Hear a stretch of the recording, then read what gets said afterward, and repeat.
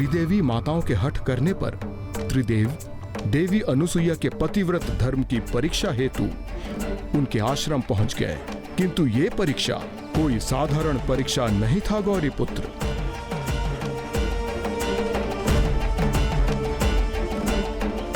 भिक्षाम देहि।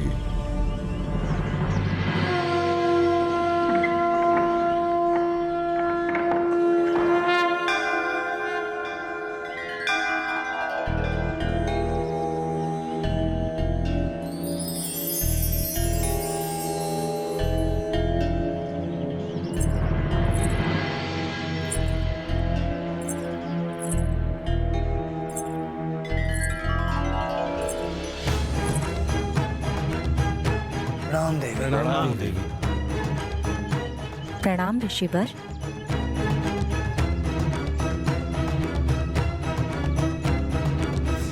ये साधारण भिक्षा नहीं देवी,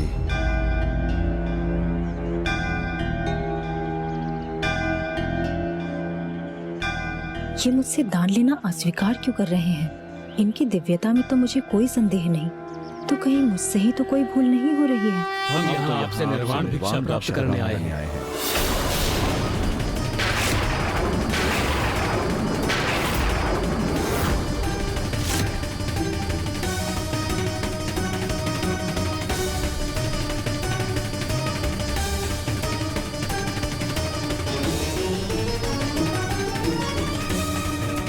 निर्वाण भिक्षा? हम आपसे निर्वाण दान ही स्वीकार करेंगे, अन्यथा हम यहाँ से रिक्त हाथ चले जाएंगे।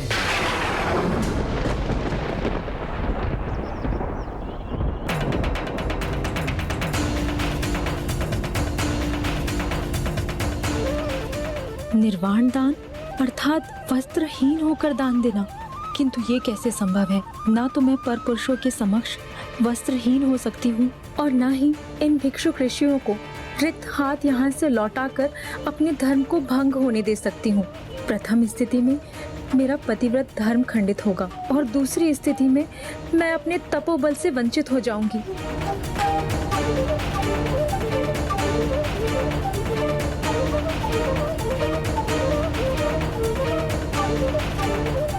अब माता क्या करेंगी? कहीं मैंने अपनी इस योजना से माता को बड़ी दुविधा में तो नहीं डाल दिया?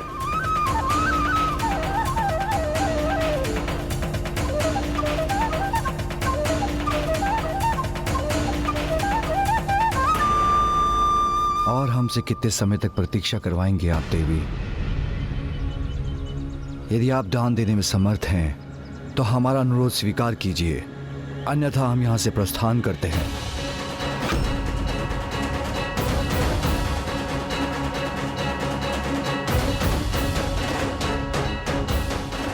हे प्रभु, मेरी इस दुविधा में मेरी सहायता कीजिए, सहायता कीजिए प्रभु, सहायता कीजिए।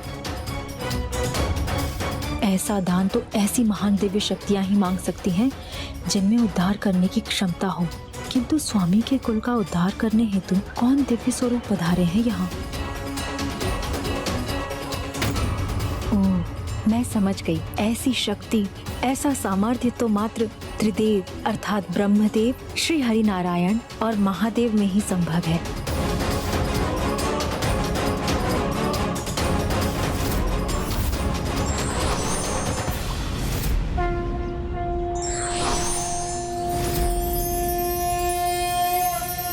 नमो विरूपेभ्यो विश्वरूपेभ्यश्च वो नमः। मुझे इन तीनों भिक्षुक ऋषियों में महादेव, श्री हरि नारायण और ब्रह्मदेव की छवि दिखाई दे रही है, अर्थात ये अवश्य मेरी परीक्षा है, जिसके उपरांत मुझे अवश्य प्रभु की कृपा प्राप्त होगी। और मुझे ज्ञात हो गया है कि इस परीक्षा में सफल होने हेतु मुझे क्या करने की आवश्यकता है। माता अनुसुईया ने सर्वथा उचित कहा लंकेश। निर्वाण दान तो वो दान है जो कोई पूर्ण रूप से पवित्र और धर्मनिष्ठ पुण्यात्मा ही मांगने के योग्य है, जिनमें इतना तपोबल और दिव्यता का समावेश हो जिससे वो दान देने वाले का उद्धार कर सकें। कलयुग में ऐसी पुण्य आत्माएं शेष ही नहीं रहेंगी, इसलिए उस समय काल में ये दान वर्जित हो जाएगा। किंतु माता अनसुया के मन में क्या था लंकेश? और क्या तीनों त्रिदेवी माताएं इस समस्त घटनाक्रम की साक्षी नहीं थी? नहीं गौरी पुत्र, तीनों त्रिदेवियां इसकी साक्षी नहीं थीं, क्योंकि उन्हें तो पूर्ण विश्वास था कि उनके स्वामी शीघ्र देवी अनुसुईया की परीक्षा लेकर लौट आएंगे। किंतु जब तीनों त्रिदेव एक दीर्घ अंतराल तक नहीं लौटे तो त्रिदेवियों को चिंता सताने लगी।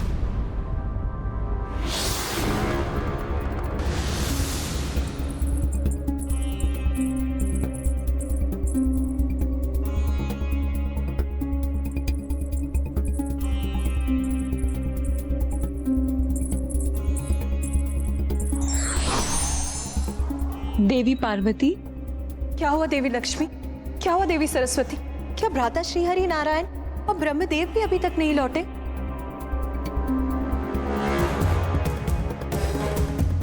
तब तो हमें हमारी ध्यान शक्ति से ये ज्ञात करना चाहिए कि उन्हें लौटने में इतना विलंब क्यों हो रहा है। कहाँ है वो?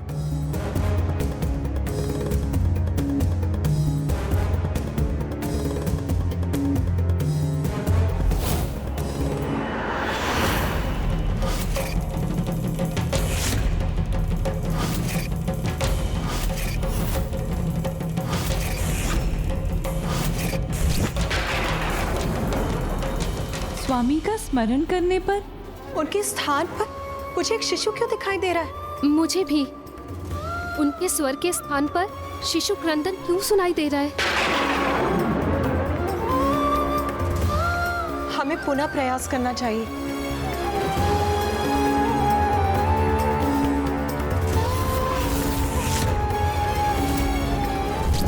मुझे तो अब अपार चिंता हो रही है। मुझे भी चिंता हो रही, कहीं उनके साथ कुछ अनुचित तो नहीं घट रहा। महान आत्माओं की परीक्षा लेना कभी कभी स्वयं के लिए एक बहुत बड़ी परीक्षा की स्थिति उत्पन्न कर देता है देवी। इस परीक्षा का कहीं हम पर ही विपरीत प्रभाव न हो जाए। ये तो सर्वथा अनुचित है और अनुचित से सदा अनर्थ होता है।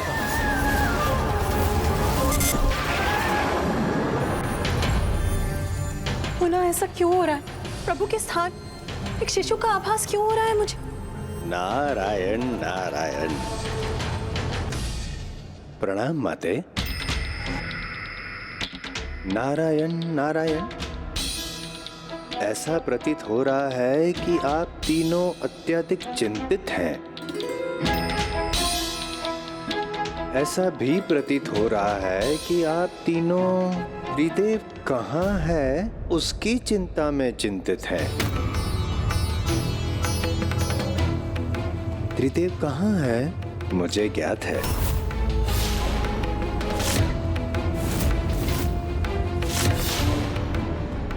तो शीघ्र बताइए देवर्षि, कहाँ है वो? माता अनसुया जब ये न समझ सकी कि वे अपनी दुविधा से कैसे मुक्त हो तो नारायण नारायण उन्होंने। आपने तो स्पष्ट कर दिया है कि आप निर्वाण दान के अतिरिक्त अन्य कोई भी दान कदापि स्वीकार नहीं करेंगे। आपने सर्वथा उचित समझा देवी।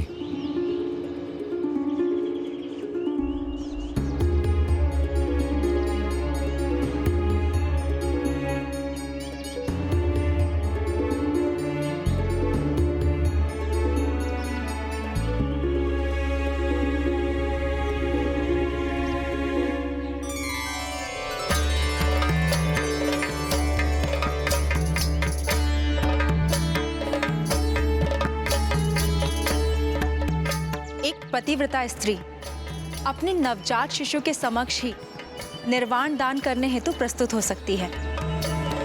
यदि मैंने पूर्ण निष्ठा के साथ पतिव्रत धर्म का पालन किया है तो आप तीनों नवजात शिशुओं में परिवर्तित हो जाएंगे।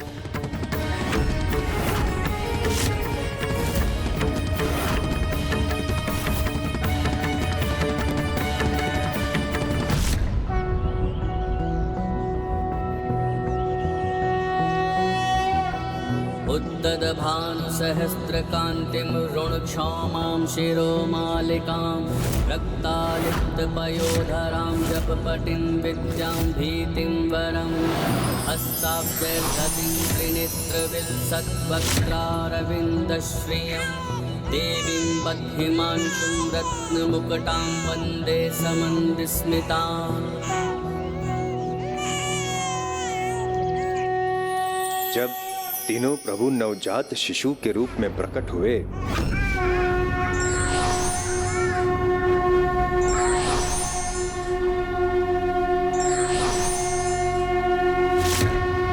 तो माता अनसुया का मातृत्व भी जागृत हो गया।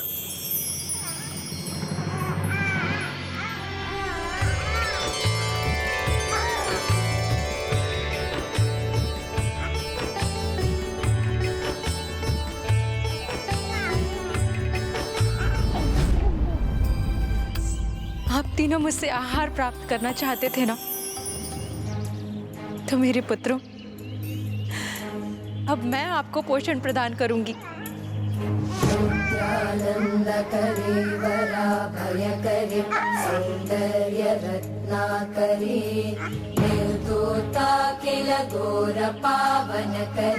प्रत्यक्ष माहेश्वरे वंश पावन करे काशीपुराधीश्वरे भिक्षां देहि कृपा। इस प्रकार देवी अनुसुईया ने त्रिदेवों के शिशु स्वरूप को एक माता के समान पोषण अर्थात निर्वाण दान प्रदान किया और अपने पतिव्रत धर्म के साथ दान धर्म को भी खंडित नहीं होने दिया। अब तो मैं आप तीनों की माता हूँ और मैं आपके पोषण का ध्यान रखूंगी और आप तीनों को स्वयं से विलग कदापि नहीं होने दूंगी।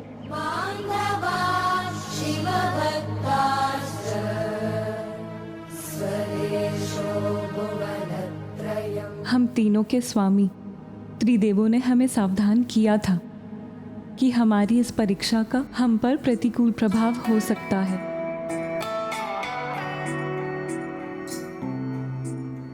देवी अनुसुईया ने प्रमाणित कर दिया कि वो सतीत्व और पतिव्रता धर्म में सर्वश्रेष्ठ है। हाँ देवी, किंतु अब हमें हमारे स्वामी को उनके मूल रूप में लाने का कोई उपाय करना चाहिए।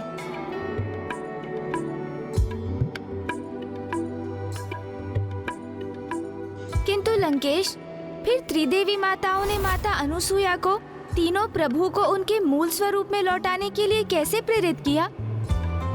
गौरीपुत्र, सर्वप्रथम त्रिदेवों को भिक्षुक रूप में देवी अनुसुईया से निर्वाण दान मांगने हेतु उनके समक्ष प्रस्तुत होने पर विवश होना पड़ा और अब त्रिदेवी भी देवी अनुसुईया से एक अन्य दान प्राप्त करने हेतु उनके द्वार पर उपस्थित थीं और वहां दीर्घ अवधि के लिए प्रतीक्षा करने पर बाध्य भी थीं।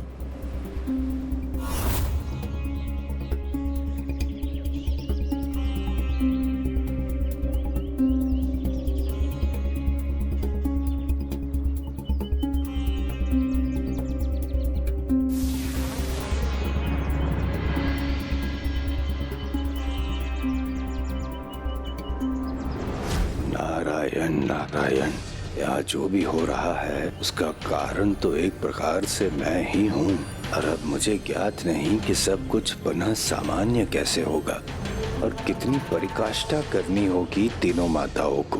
देवी अनुसुईया, अब जब तक चाहेंगे हम यहाँ प्रतीक्षा करेंगे, किंतु मुझे पूर्ण विश्वास है आप कदापि हमें यहाँ से रिक्त हाथ नहीं लौटाएंगी।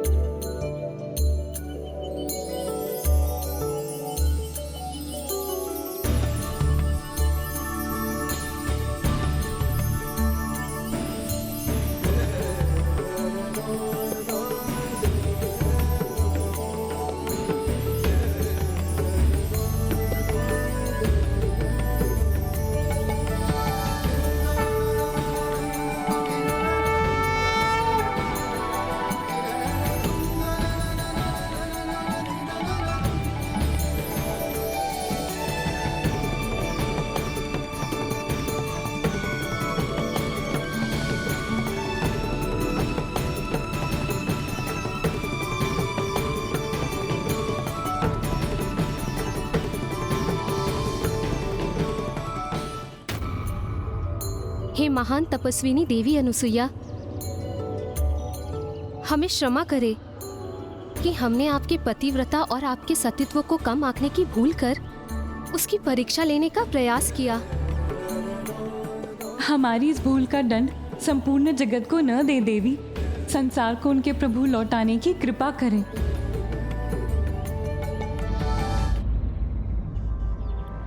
देवी, आज हम ये स्वीकार करते हैं और साथ ही ये घोषणा भी करते हैं कि आप ही महानतम पतिव्रता हैं।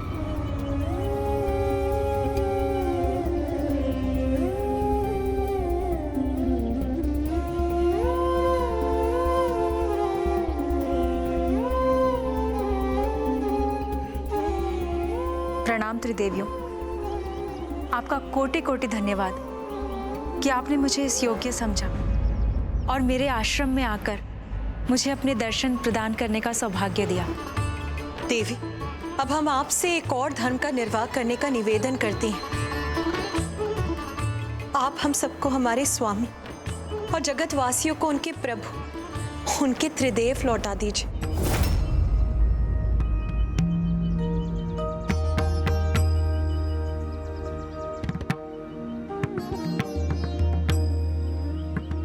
आपको मुझसे इस प्रकार निवेदन करने की कोई आवश्यकता नहीं है, क्योंकि आपके समक्ष भला मेरा क्या अस्तित्व। यहाँ जो कुछ भी हुआ आपकी ही परीक्षा के परिणाम स्वरूप आपकी ही कृपा से संभव हुआ है। आपकी ही लीला से मुझे मातृत्व सुख प्राप्त हुआ।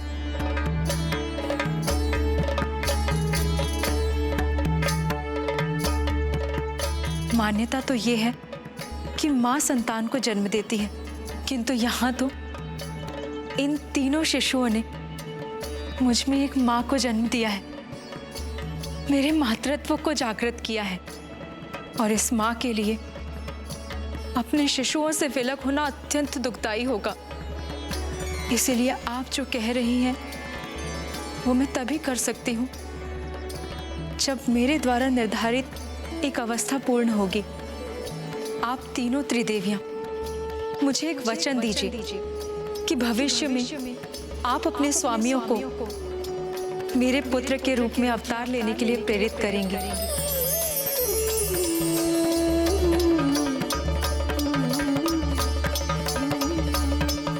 हम वचन देते हैं।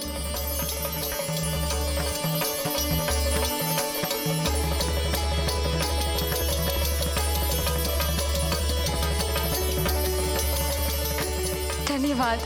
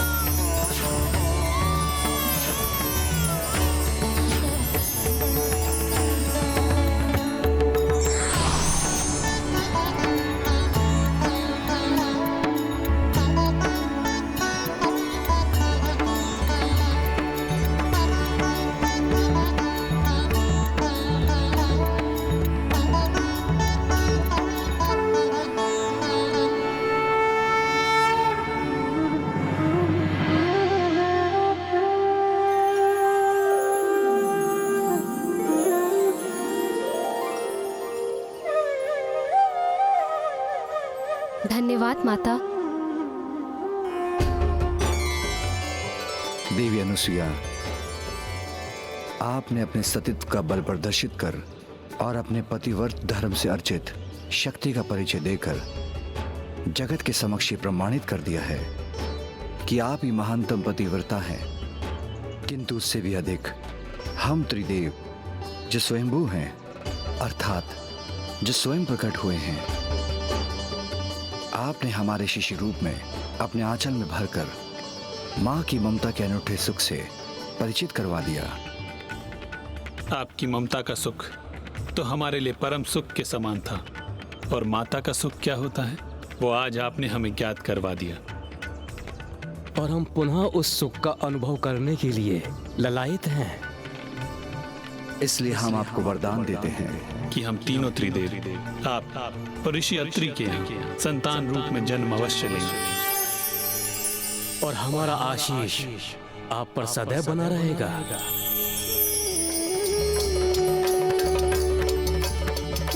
नारायण नारायण नारायण नारायण। आप सभी को मेरा प्रणाम,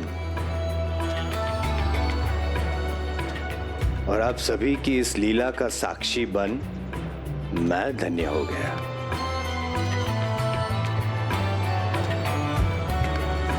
अब यही लीला आगे चलकर फलित होने वाली थी प्रभु महादेव के ऋषि दुर्वासा के रूप में जन्म लेने की उसी घटना से। अर्थात अब महादेव का ऋषि दुर्वासा अवतार लेने का समय आ गया था, और कदाचित मामा जी श्री हरि नारायण भी प्रभु दत्तात्रेय अवतार लेने वाले थे।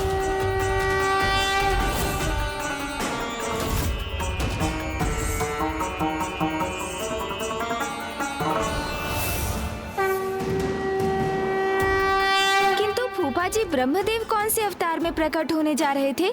प्रश्न मात्र इतना नहीं था गौरी पुत्र कि कौन से प्रभु कौन सा अवतार लेने वाले थे, किंतु प्रश्न तो ये भी था कि तीनों प्रभु के कौन से अंश देवी अनुसुईया की संतान के रूप में जन्म लेने वाले थे। तीनों प्रभु के इन अवतारों की कथा मुझे शीघ्र सुनाइए ना लंकेश। मुझे पुनः अपनी पूजा आरंभ करनी होगी। ओम नमः शिवाय, ओम नमः शिवाय, ओम नमः शिवाय, करुणावतारं संसारसारं भुजगेन्द्रहारं सदा वसन्तं हृदयारविन्दे भवं भवामि सहितं नमामि। लंकेश तो पुनः मेरे प्रश्नों को अनसुना कर रहे हैं। शिवाय, ओम नमः शिवाय। आपके प्रश्न का उत्तर तो आपको उस विस्फोटक घटना के विषय में विस्तार से सुनने के उपरांत ज्ञात होगा गौरी पुत्र, जब पुनः एक बार पितामह प्रभु ब्रह्मदेव को प्रभु शिव शंकर शंभु के कोप का सामना करना पड़ा था।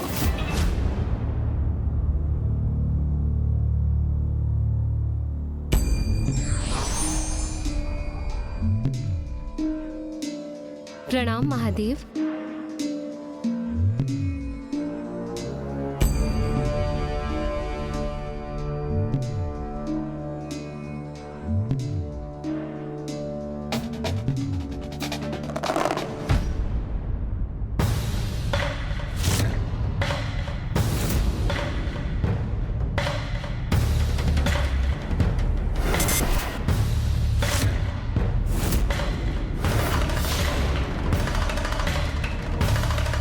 ब्रह्मदेव को तो जैसे मेरे आगमन का आभास भी नहीं हुआ।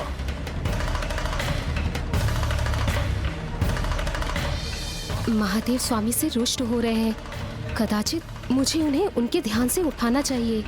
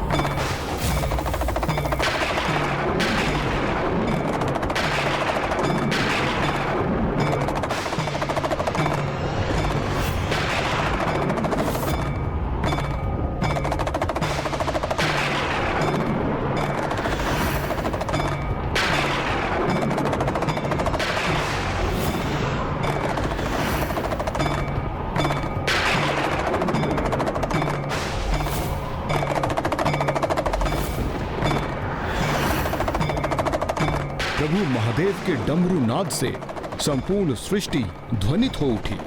सभी को वो स्वर सुनाई पड़ गया, मात्र ब्रह्मदेव को छोड़कर, और यही कारण बना महादेव के उस अपार क्रोध का।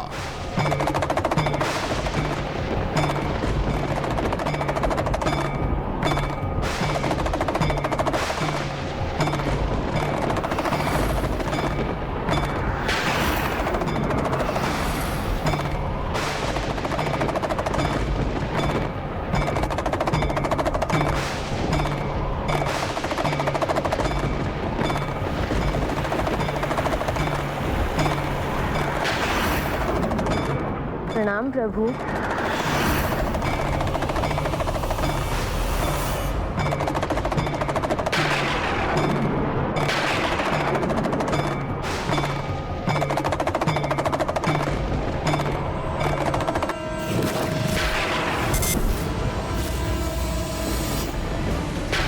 सभी को मेरे डमरू का स्वर सुनाई दे गया, किंतु ब्रह्मदेव को नहीं।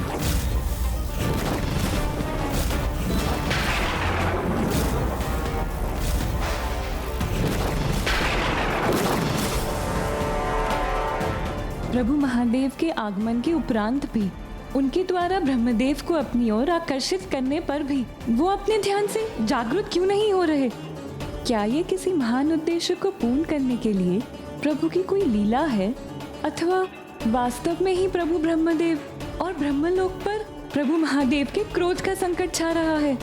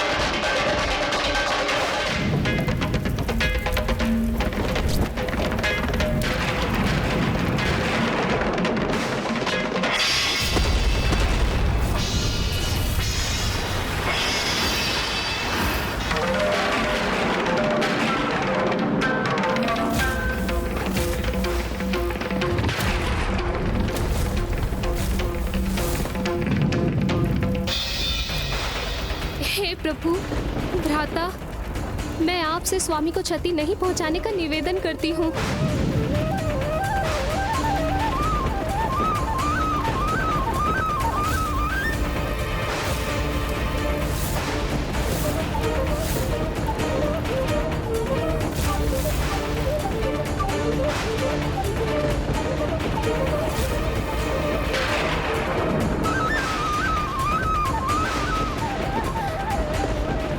प्रभु महादेव के क्रोधांश को तो एकमात्र देवी पार्वती ही शांत कर सकती है।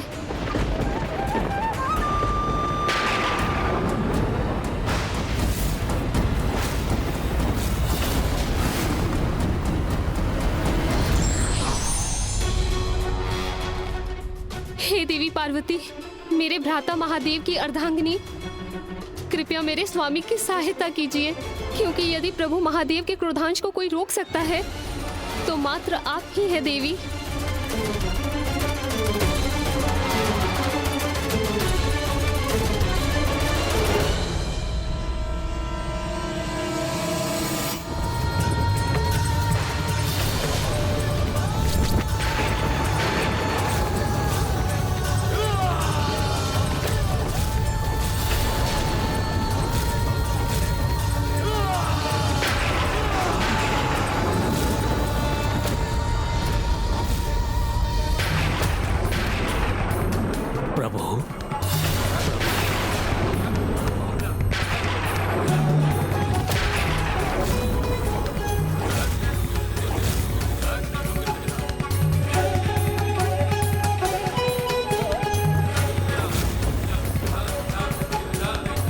ये तो प्रभु महादेव के क्रोधांश है।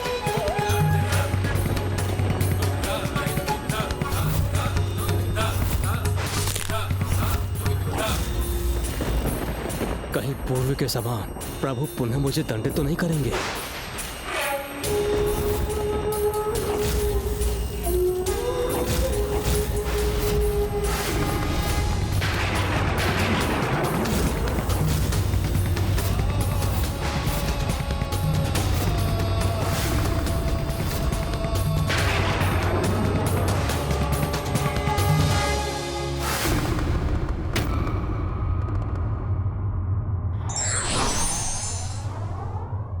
जो अपने धर्म पथ पर अडिग रहते हैं वो किसी भी कठिन परिस्थिति एवं परीक्षा का सामना सहजता से ही कर लेते हैं।